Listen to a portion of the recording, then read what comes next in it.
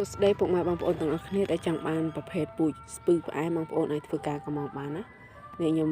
មកដល់កន្លែងស្តង់មើលទៅសេលែងសិនសុទ្ធតែផ្លែហ្មងបងប្អូនការក៏មានផ្លែក៏មានហើយបងប្អូនសួរថាដាំប្រហែលឆ្នាំបានផ្លែឥឡូវខ្ញុំថត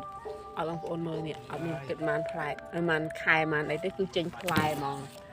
ហើយបងប្អូនអាចកម្មបានណាមួយដើម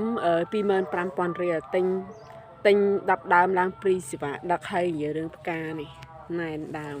ហើយនិយាយរឿងក្តាប់នេះទៅដល់ញ៉ាំមុំកំងហើយទៅដល់ត្រៀមបើបន្តិចហ្មងនេះ